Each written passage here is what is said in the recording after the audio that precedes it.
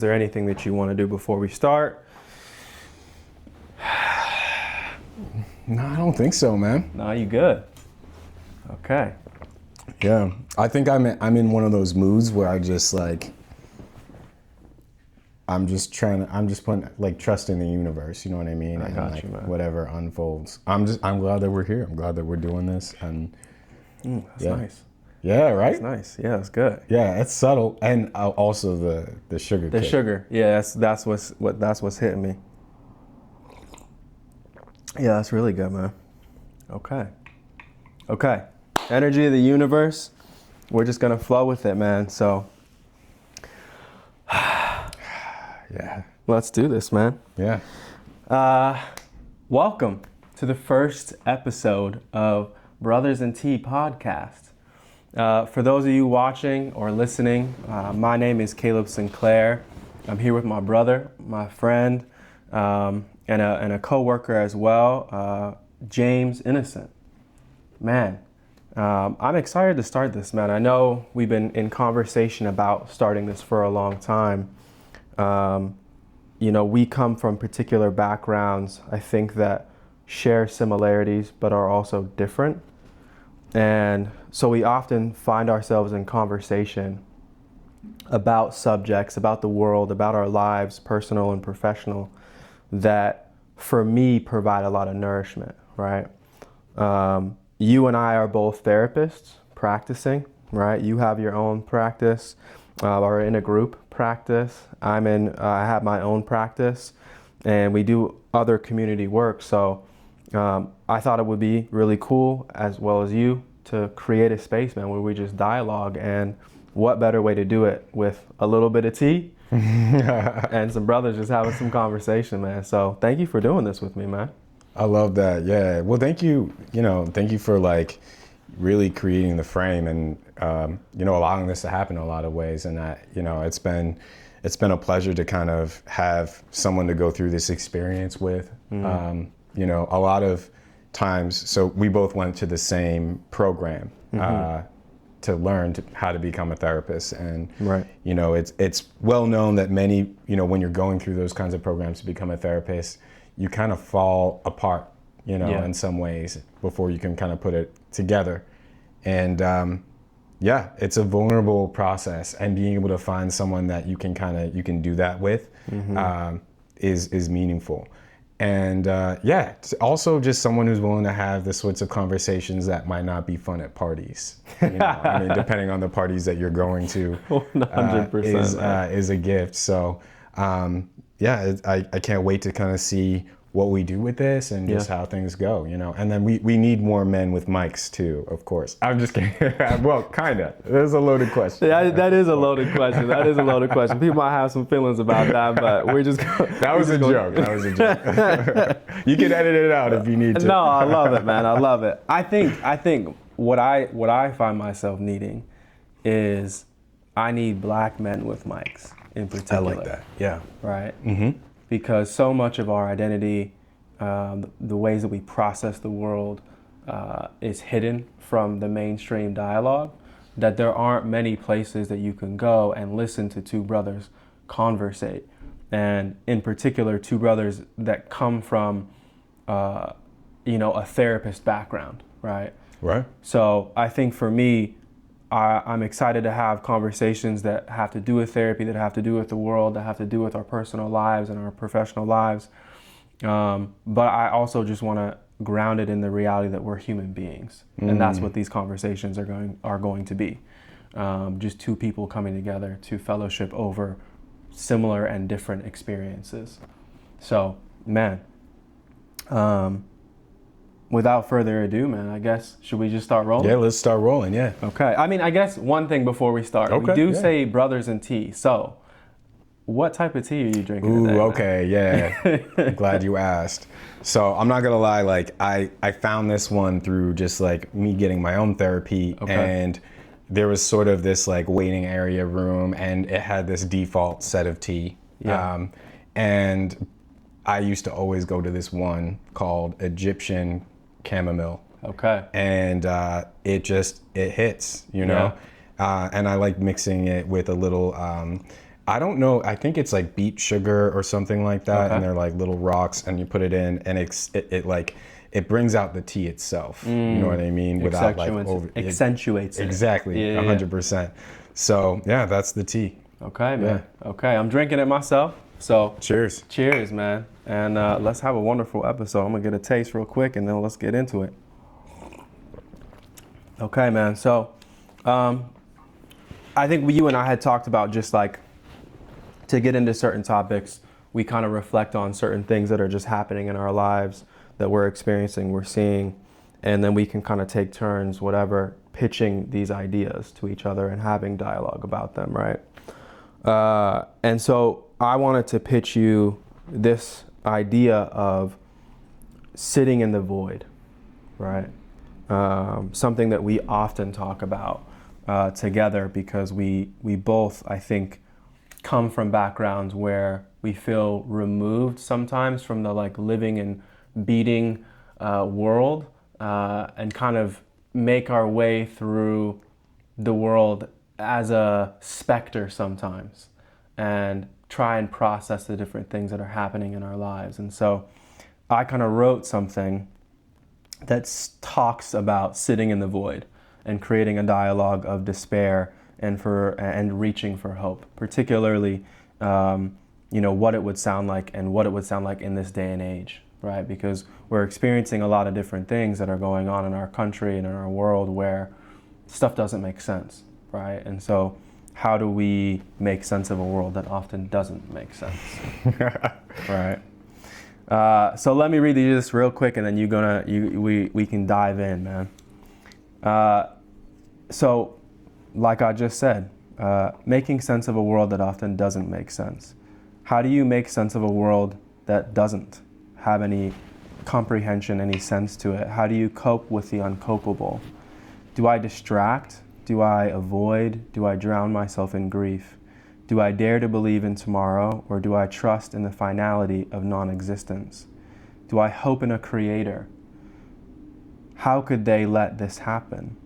Are they grieving? And if so, why does it seem impossible to see their grief? Do I even have the time to think about all this? I have never-ending bills, endless work to pay for the bills. My mother is sick. My friends don't know if I exist because I have locked myself away. And even if they perceive me, they do not know the true inner channels of my heart. Do they know the shadows that lie beneath the surface that cloak all my internal uncertainty? The more time unravels itself, I miss the days when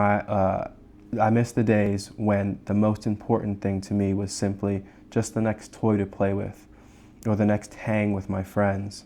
But those days are a long past memory.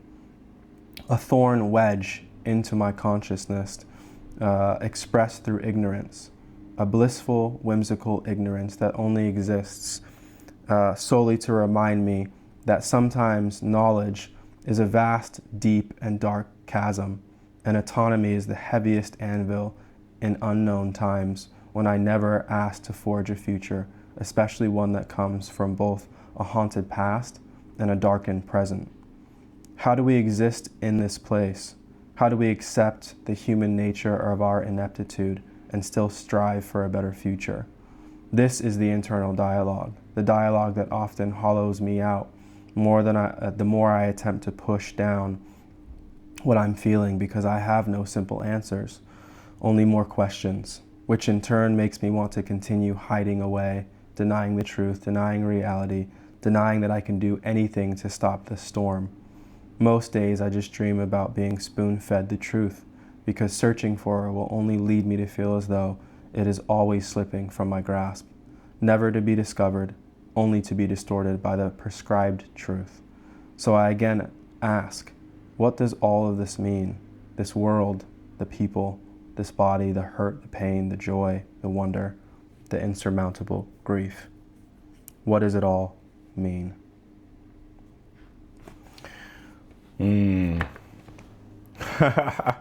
You are a poet, by the way. That was beautiful. And, Thank you, man. I'm sure that there are many people that will find what you said very relatable. And, the reason for that, I think, personally, that I assume that, is I feel like, you know, if we were to just kind of remove one's religious assumptions or scientific assumptions about, you know, what brings us here and the purpose behind that, if we were just going to like hold that out for a second, I think that the way in which being human feels so strange is that we are smart enough and capable enough to ponder these things that are beyond the practical, you know, like how to eat and that kind of thing. We can go above that and think about, you know, the different flavors, and, you know, we could have a whole thesis about it, right? Yeah. And that we can kind of get lost in that ambiguity so much. And so we're just smart enough to realize how dumb we are. Yeah. And so it's like kind of like, feels like a flaw in the code, you know, and the void exists in that. You know, you could be the smartest person in the world, and if anything, you're just going to be that much more exposed to the fact that you're limited. I think there's a reason why, when you look at Western sort of like a society, why Socrates says is to know is that I know nothing. I do think a large part of that nothingness is the void. Yeah. And yet we're obligated to know, to exist, to breathe, to participate in society, to pay our taxes or to not pay it, but have a reason why we're not doing it, right?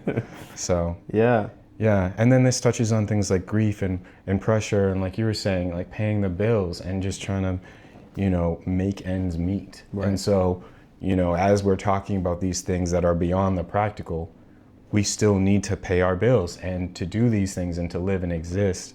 And what balance do we find, do we look for and search for when we're doing all these things to survive physically, and yet we need to also survive existentially, spiritually, in terms of meaning and purpose. And sometimes it feels like they contradict each other, you know? Yeah, no, 100%, man. I love what you're saying, because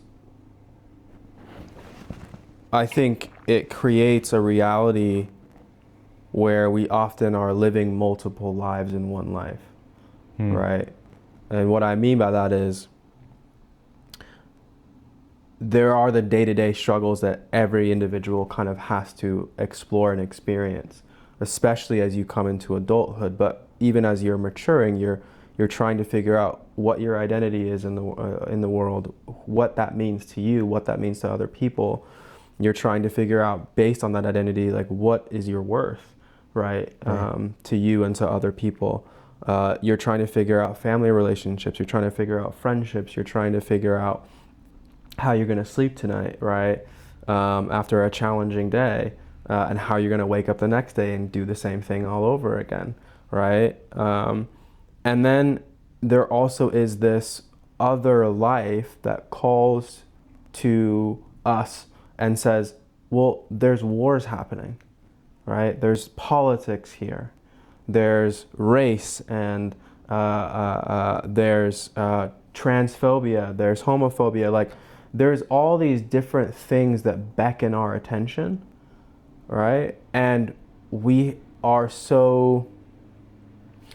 overwhelmed by the vast amounts of it, right? And the more that we try to unfold in knowing and understanding these different things that are coming up, that demand our energy and our time, the more ignorant we feel, because with more knowledge, like you said, we realize that we actually don't have much wisdom. Right.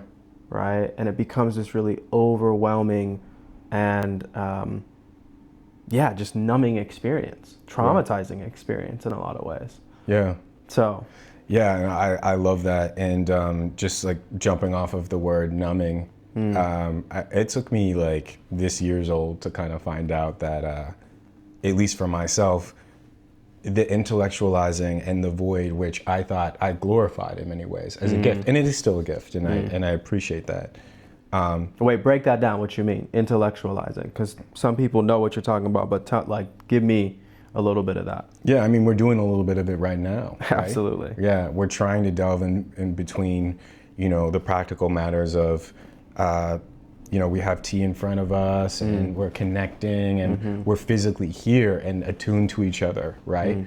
And then when we talk about these really abstract topics, we kind of get lost in sort of the logical and how these things are connected and piecing it together, which can be really helpful for trying to make sense out of what cannot be made sense of, right? Yeah. And that to me is intellectualization. Now, I do think that there's a spectrum of like intellectual humility where, you're more open to, someone else's experience and their take of what is possible, right?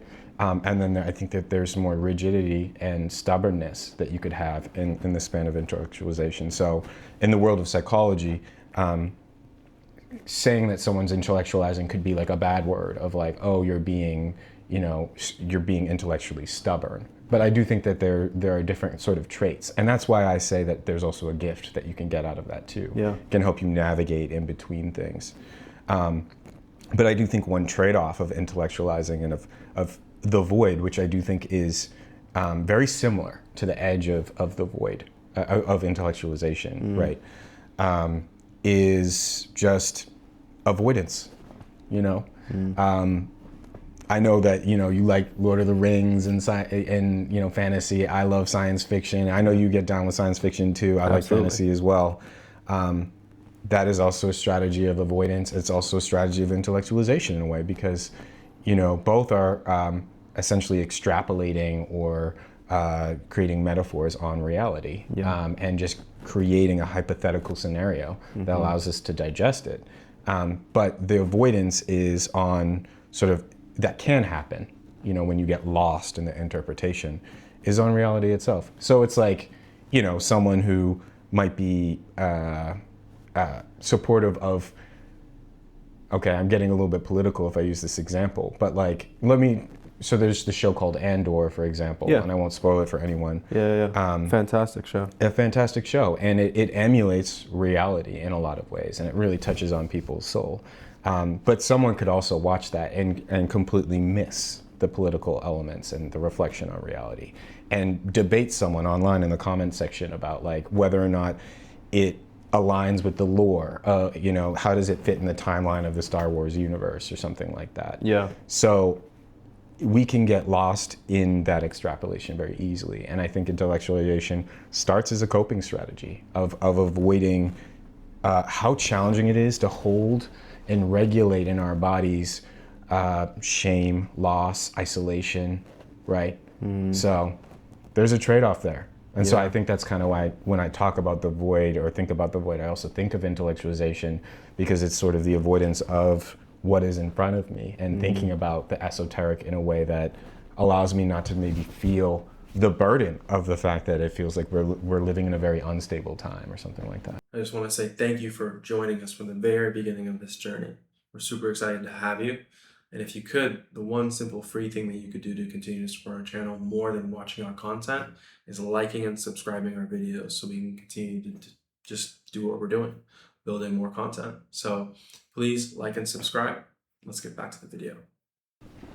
What I hear you saying is we're living in a time when it's really hard to know how to cope, right? Yeah. And I think, I've always talked to you about how humans are survivalistic in nature. It's the number one law of nature, self-preservation. Yeah. Right? And that applies to human beings just as much as it applies to a bear, right? Or a wolf, right? Or a skunk. Like it applies to us in ways, I think, often even beyond our own sight, right? Where we learn coping mechanisms throughout our lives, often as children, to deter ourselves from harm, right? And navigate really challenging or traumatic situations. And as we mature and we become adults, we start to gain consciousness of what those coping mechanisms are. You and I, like you were saying, intellectualize, right? I love logic. I grasp onto it with a firm grip, right? Tighter than probably most people, because I need to understand something, particularly when I grew up in a world where there was racism and people, I was, one of the few black kids in my community, and I didn't know how to relate to these people that were different than me, and they didn't know how to relate to me, right? And so I would always try and find the logic in the way that they would work and why they were bullying me, and how I could then come back with something to get back at them or to befriend them in some way. I would literally come up with games in my mind, right? And that's how I navigated. The other way I navigated, like you spoke to too, is I escaped. Like fantasy became something for me that was my best friend, right? It could do more for me than any of my friends could, because it could transport me to a place where my problems didn't exist. I only had to live through the Lord of the Rings characters' problems, or Star Wars, or Batman, or different superheroes, and that was really helpful to me because I felt like I was able to perceive somebody else's struggle, and I guess in a way it just acknowledged that there is pain and suffering, right? But I wasn't grounded in my own pain and suffering, which I like that you also spoke to in terms of, I think sometimes it's really hard to cope in life because when we put away our coping mechanisms for a second, if I step down from intellectualizing or escaping, I have to feel things in my body in a way, right? Like it really calls into question how much my body can handle when I allow things to hit me and I sit with them. I recently stopped going on social media as much, because I would notice every single time I would go on social media, I would have this massive bodily reaction, or I'm super anxious, or I'm just depressed, or I'm feeling just a sense of deep rage, right? Because there's so many things that are out of my control, and there's so much hurt, and I'm just getting over inundated, right? And so, I don't know, it's just this weird battle of I think it's essential sometimes to sit in the void. I think to do that is necessary, but I think it also is just as essential to come down from that and to learn how to exist and to feel things, because we're now living in a world where people just don't feel stuff. And that's why we're having so many deep-rooted problems in our relationships, in our friendships, in politics, just in like the socioeconomic existence of people's lives, their jobs, right? Like we are pushing towards a society that says your emotions are not valid, right? And the way that you show up doesn't matter. You need to be a robot, right? Regardless, you just need to produce things. And the reality is that can only really lead to degradation of our systems.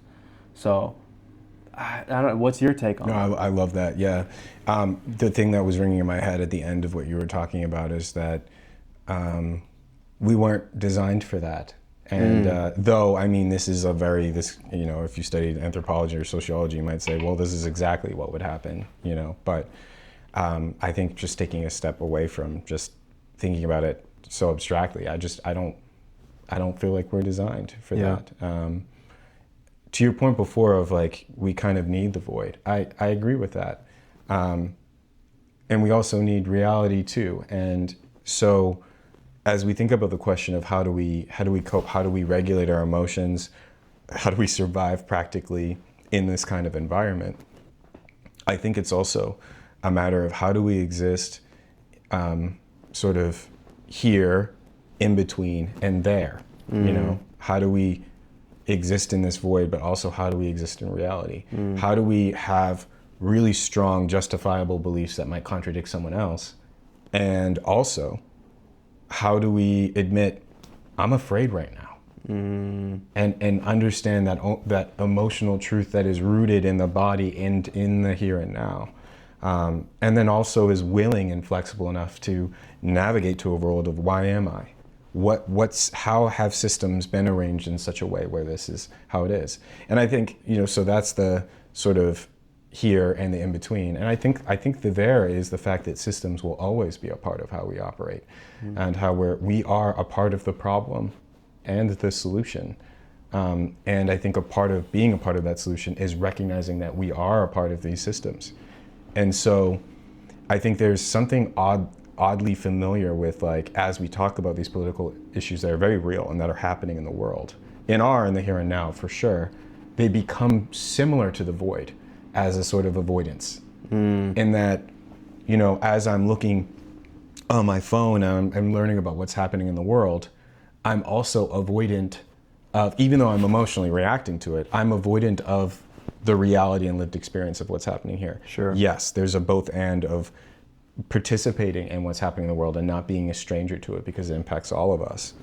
But I do think that there's also sort of this challenge that we all have of recognizing what we are actually doing to participate in that wider system. Because I think it's very easy to think of everything else as being the problem and we're the solution.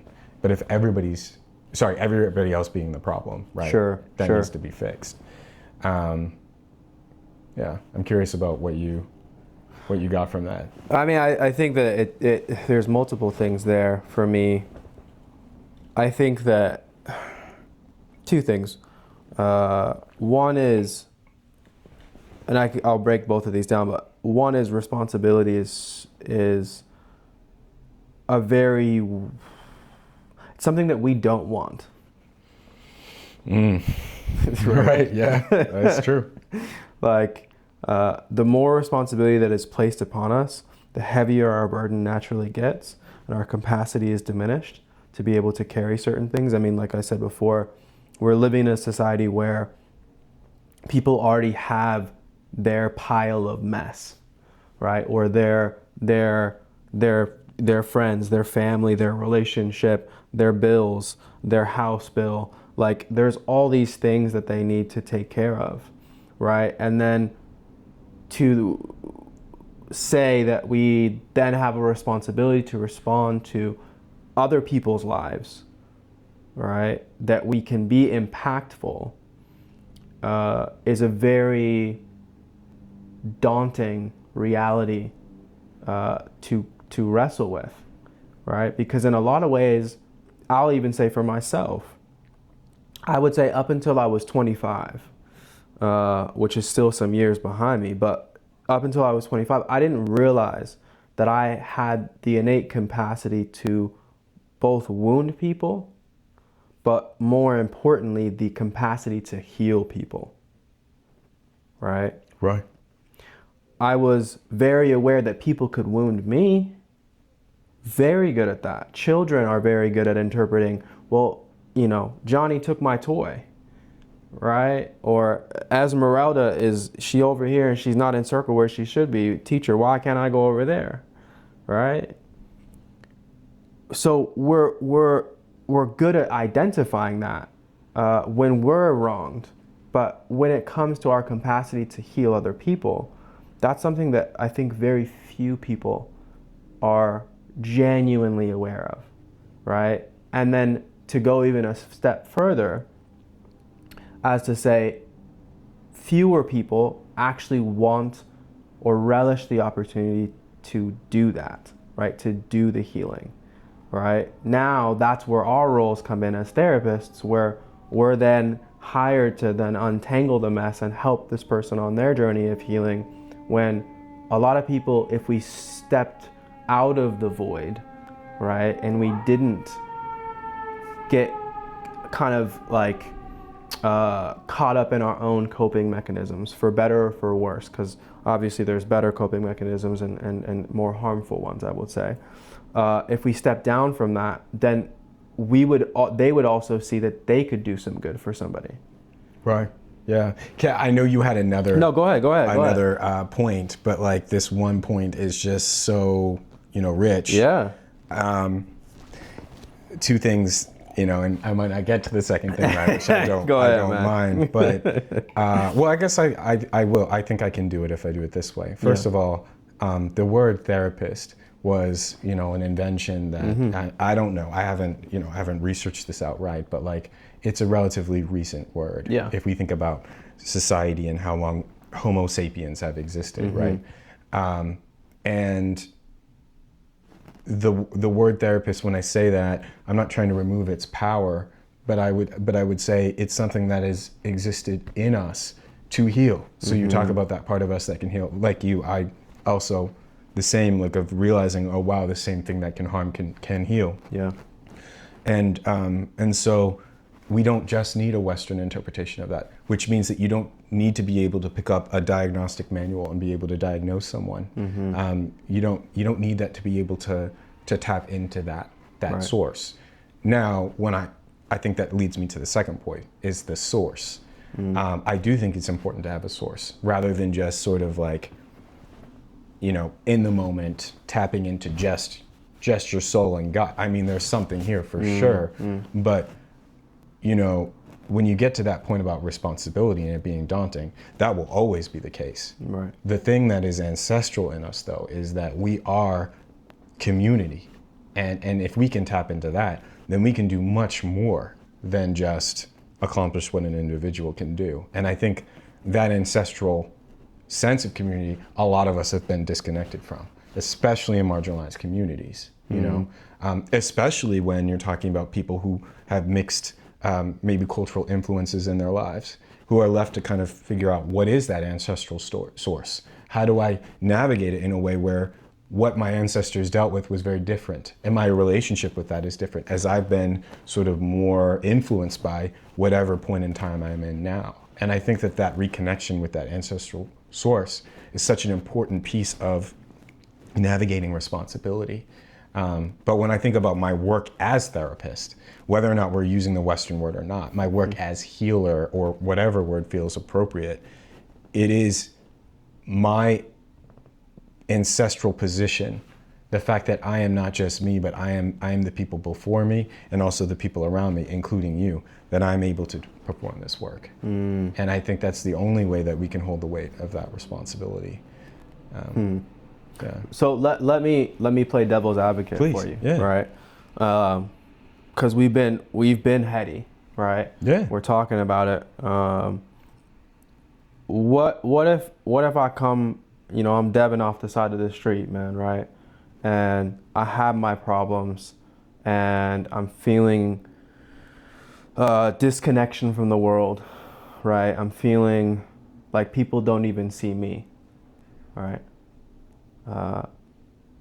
What responsibility do I have to go out of my way to see other people, right? And how do I get to a place where I can navigate away from the struggles that I'm going through to even have the bandwidth to deal with somebody else's world? This is the golden question. I'm so glad you asked it. And I don't even call that devil's advocacy. I call that reality.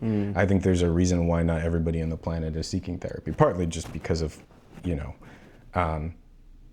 its impacts in the past and how it's sort of disenfranchised people. But another part of it is, there is something kind of like very obvious about the fact, well, why should I take care of you if you're not taking care of me? And okay, responsibility and shared community, where's that? I don't see that, So in that effect, in that impact, like I don't know how, directly for that individual person, they're going to find that all the time. It is very much a leap of faith and belief, regardless of whether or not you feel connected to that religion, and also to a religion or, some sort of like meaning or purpose.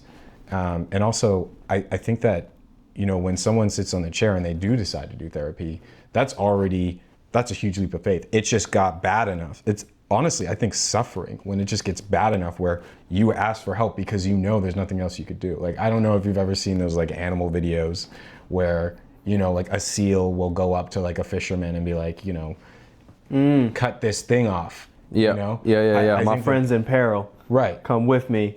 Yeah. Exactly.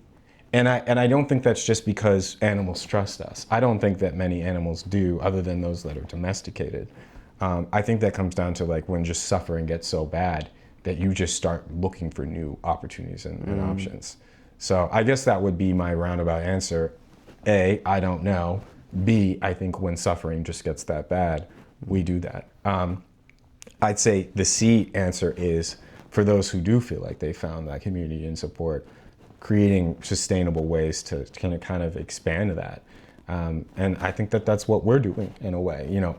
Thankfully, it's a part of our job, and we're paid and compensated to do that, which I do think is important in this field. But I think that is a part of it as well, that when people start to get to that point of suffering so that they do seek something new, that we can be respectful and understanding of the fact that they were skeptical for a good reason. And we can invite them into a new possibility, knowing that it is an act and leap of faith that they might not be ready for years. So I don't know if that answers the question directly, but no, I think it does. I think the thought that I have, like, that comes to my mind is, sometimes it's so difficult to get your head out of like the suffering that you're talking about, right? That it just takes immense strength to do that, right? And I think in a world where we are getting more and more things, devices, it's really all devices of all different types, media, we're becoming even more individualistic and entrenched in our subjective experience instead of the collective experience, that it becomes really hard to, like, put your foot down amidst the storm and be like, this is rock bottom. I need to change the way that I'm thinking, I'm coping, I'm dealing with the world, and go in a different direction, right? Because the storm is still there, right? Even if you try to move in a different direction. I mean, so many people come to me and they're depressed, or they're anxious, or they've been through some traumatic experience, and granted, the effect of them coming to me, or the reality that they're coming to me, means that they're trying something different, but they stay entrenched in the way that they've navigated the world with different coping mechanisms, whether it be substances or particular behaviors, or lashing out at their partner, or different pathologies, or like kind of mindsets they have, within themselves, or very anxious states, because that's just, with the amount of suffering that they're experiencing, they feel a sense of paralysis to do anything else. Right? And therapy, if they are in therapy, is simply just an experience to maybe dilute the suffering, but not necessarily navigate differently, per se, even though existentially we'd probably say that there is a difference there. So I guess what I'm saying to you is, like, I hear what you're saying, but it's also damn hard to get out of your own way sometimes, right? Because I guess this is the other piece, and this is the part too that I was mentioning before. There is a nakedness, a vulnerability to experiencing the suffering and coming away from the void, right? Or even existing in the void, and trying to make sense of a world that doesn't make sense. And to say, I have no idea, I don't know. Right. Maybe I can look at the world differently. Maybe I can trust in people. Maybe I can believe that there will be a better tomorrow. Can I jump in? Because I think that's beautiful. So on that wall, you can't see it obviously from where the camera's positioned, but you can see it.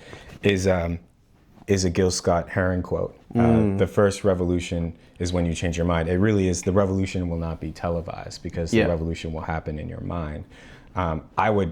I would correct that in the context of what we're talking to, maybe not correct it, but mend it, to the revolution will not be televised, the revolution will happen in your body. And actually this was going to be a separate topic, so, that we talked about before. Sure. But it reminds me of the movie Dune and the book Dune, where we don't have to do the whole quote, but like, fear is the mind killer. And we were chatting about this before and bringing it about. It's without going too deeply into it, there's something really interesting about how, for some people, actually talking about their trauma is not that hard. Now, for other people, totally, of course. Yeah. I mean, the word trauma carries different things for different people. Absolutely.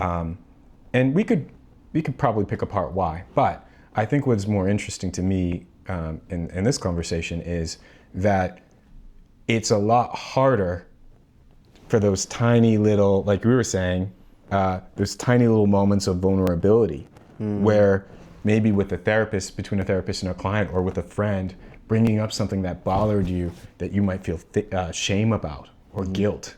That's much harder. Yeah. So as we're talking about sort of opening up and leaning into community and responsibility and all that, I think whittled in there is sort of that fear, like you're saying, of vulnerability. And the how we can get to that point is, I think,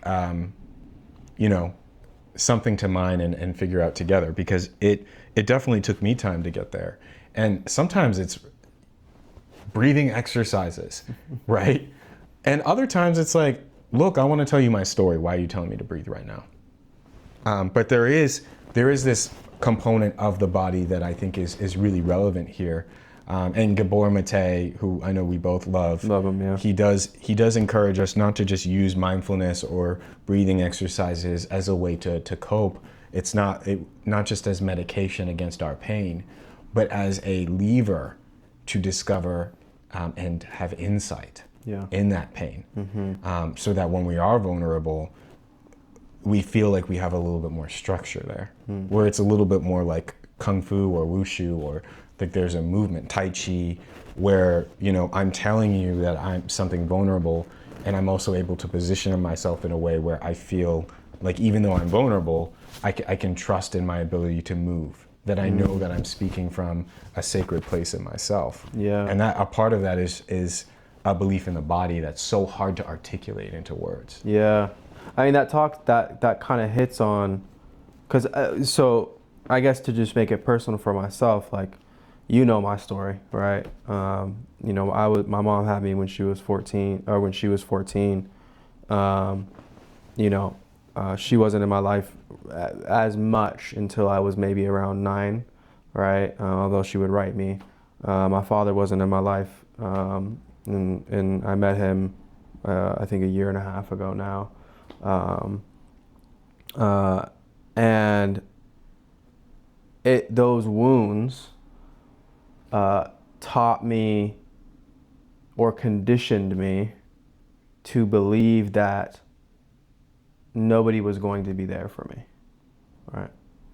And so in many different facets of my life, I often operate in a way where I am devoid of good relationship, right?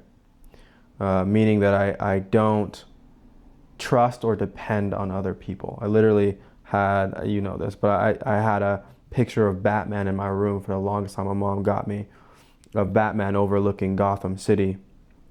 And he's removed, right? He's in the void, right? Where there's all this chaos happening down below, and he is kind of in his castle, his structure, right? But with the bat suit on, right? And for me, it was just like this thing where he's literally in his house, and he doesn't feel safe enough to take the garb off, right? To take the armor off.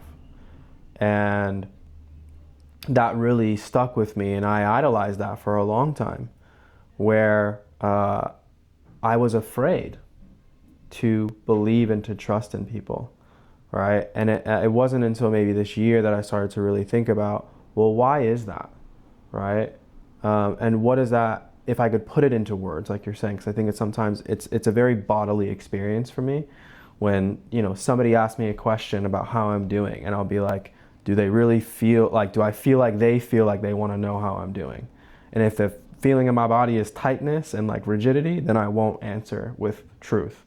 I'll give them half truth, or I'll give them just I'm good, right?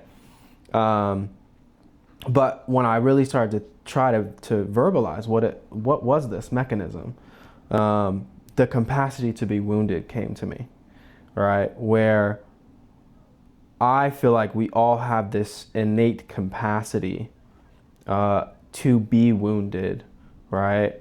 And that often has to do with our ability to navigate suffering and pain with both an end in mind. Like, we come to a sense of like, finality with that suffering, but also I would say just like durability, like how is our durability within the suffering?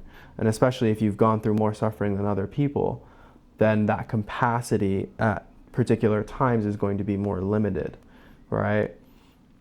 And so I guess what I'm trying to say is that I think this conversation has a lot to do with, yes, fear is the mind killer, because oftentimes in our society, there are so many of us that have a diminished capacity to alter our behavior in a particular way. Because if we tried to step out and do something with bravery and with courage, if it didn't work out, if that friendship didn't align in the way we wanted it to, if that relationship didn't align in the way that we wanted it to, if we believed that the government would be there and they didn't show up, right?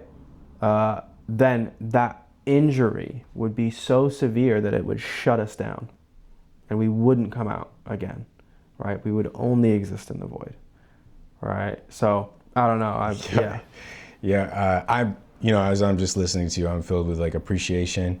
Also, I wouldn't say like a sadness in a way of like for you, but like I would say a sadness with you, because I think you did touch on a very real layer of just how hard it is to be human, and using your own story to do that. So thank you, honestly, for sharing that, because I know your story, but like we are talking about our body. I just wanted to name what was happening in my own, as I was listening. Thank you, man.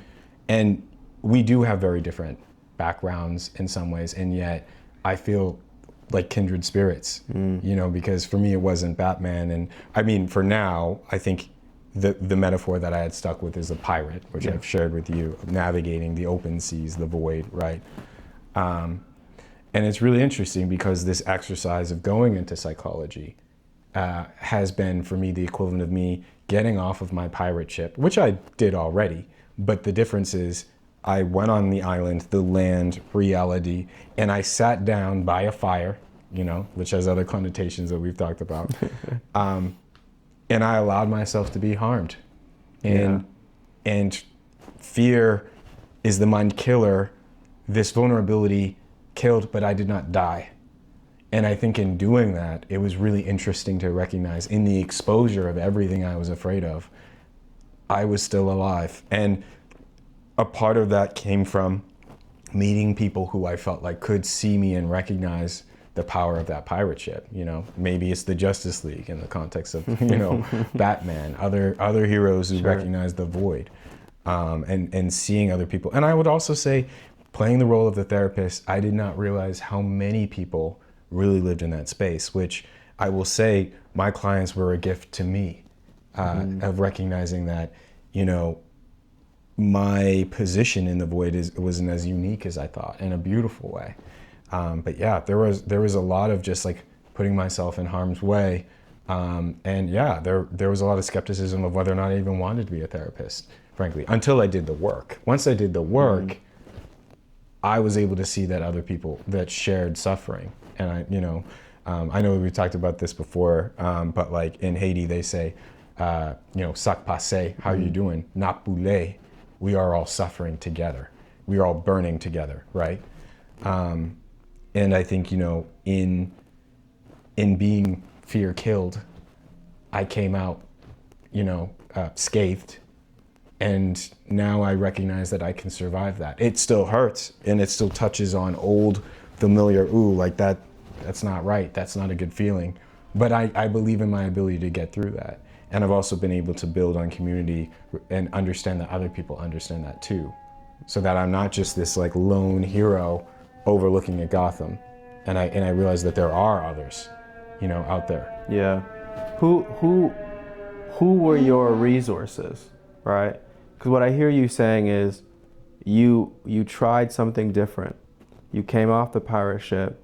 You explored a little bit of the land, like you were saying, right? Who was it that rode with you through that journey? Because I asked that question because if you were to do it alone, it would be a really risky, it only intensifies the risk. Now you can, obviously, and maybe you did, But was there anybody with you? Yeah. I do think I had like the support and alignment of like my family and, my wife and that kind of thing. Putting that aside for a second, I think that it took a second, and I think a part of that is my own sentiment to lean into, like my fear response. Like if we talk about a fear response as fight or flight, I often opt into fight. I don't know why. And I don't mean physical fight. I mean, like when I'm afraid of something, when I was a kid and I thought there was a ghost, I'd run into the ghost, I would not survive the horror movie. All right.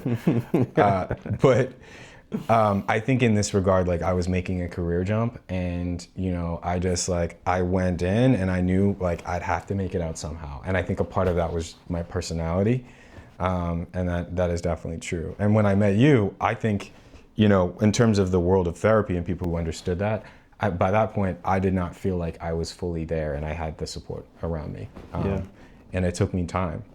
I don't think it was until I started to work in a therapy practice that I started to get built up a little bit and then start to like find people and be vulnerable with them and build myself. So I think it took time in terms of resources. And I think a part of that were the supervisors that I had, developing that relationship with you again when I was in a better place. And I also would say DADS, Divine Alternatives for Dads Services, which is, it started in Seattle, Washington, over 25 years ago. Black run and owned and for the community to help fathers reconnect with their children.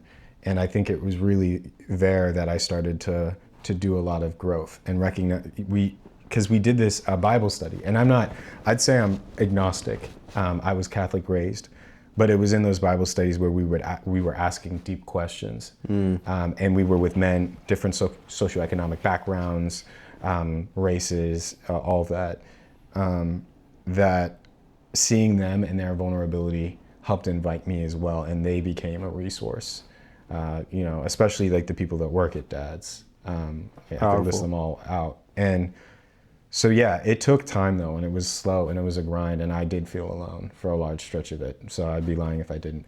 And I also think that working in tech, I personally think it's important for me to disclose that, especially because I do think becoming a therapist is expensive in a master's degree. I think that working in tech helped pay for my transition. Sure. And that was like a support, and I do think that we can talk about capitalism, and of course I have my criticisms more than I do have my support for capitalism, and I would be a liar to say that didn't help support my transition. Even though, money's not a person, it was the lack of stress that I had in investing in that degree that also helped me. Even though I still felt a little alone, I did not feel that stress or pressure. Yeah, no, I think that's a really good point.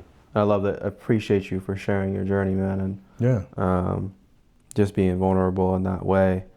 But I think that what I heard from you was a part of the journey, yes, it is a solo venture, right? You do have to decide to try and make sense of a world that often doesn't make sense. Right, and even if the next meaning that you're conjuring in some way doesn't have a full vision, right? Because I think for at least me and the way I think about the world, we're always opening and unfolding, right? And so we don't know all net possibilities, right? We just simply choose to step and see where that action takes us, right? And you did part of that alone. But there were resources to help you, right? And I think that can play a big role because that does diminish our suffering or potential exposure to a suffering in some way, right? That kind of just intensifies the armor that we take with us to endure the next trial. Right. And I just want to add in, I think loneliness will always be there to some extent. And I think, when if you ever hear or Google existential loneliness, that is a function of the void in a way, and about being human. Then that I do think that loneliness will always be there to some extent. I mean, I think that's totally fair to say, and I think that the thing that's really challenging with that is so many of us feel that, right? Like, I would say all of my clients, if not 90% of my clients, feel alone in their experience.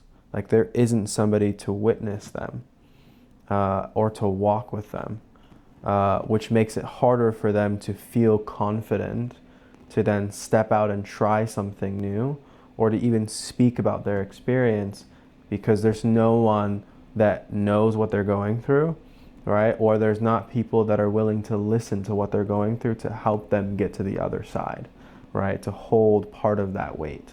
One of the things that I've always said to you is like, I think about life as a boulder that's crushing down on us, right? And each person has their own boulder. And imagine a world where somebody comes along and sees you struggling with your boulder, right? And says, hey, can I help you? Right? Do you mind helping me? And we just like shoulder each other's boulders a little bit. That makes the world a little bit lighter, right? Even if we're still being crushed, at least there is a sense of relief because there's somebody here with me, right? And so I was hearing that there is, yes, responsibility and choice to choose to walk the path, but there also is an importance or a significance to having people or different resources, like you were saying, even finances, to be able to help you get through that next phase, whatever that next phase is. Yeah, 100%. And like, yeah, I think that's really well said. And, you know, we can get that connection with each other, and it might not always be, it might be, you know, kind of like the experience of listening to a song. You might be able to sing that song in your head or whatever, but when you listen to that song in real time, it brings you, it transports you, and then the song is over. And I think connection often happens like that, where we can return to loneliness and we can also return back to connection too. Yeah. And there's a dance there. And I think sometimes we don't realize that dance is happening, and we strive for more connection than maybe we might feel like we're getting. And, you know, we have different ways of calling and asking for that. Well, that's social media, I feel like, in a lot of ways. Yeah. Right? A lot of like the new age thing is to just get online. Kids are getting online and they're like, I have, you know, hundreds and hundreds of different friends because we're all linked on social media. But then when it comes to the reality of the situation, there's no substance in any of the relationships, right? And so it just plunges you deeper into the sense of loneliness because there's no one there to actually be with you in the experience itself. Right. Yeah. The dance is not actually happening. A different kind of dance is happening, right? 100%. Yeah. Yeah, man. Yeah. So I know we could talk about this for a long time. I'm cognizant of the time, so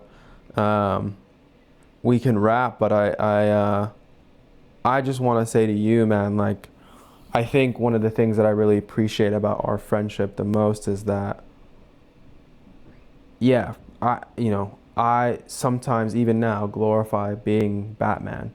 I glorify the fact that I am getting crushed in this world that often doesn't make sense to me as a black man, as a partner, as a son who's trying to understand his relationships to my biological family in particular ways. Your gift of company has been a balm to the injuries that I've suffered. You know what I mean? And I just want to say I'm truly grateful to sit across from you as a friend, and it's only icing on the cake that we're also in the same field, and so we can kind of talk, you know, through things in a way that we both understand.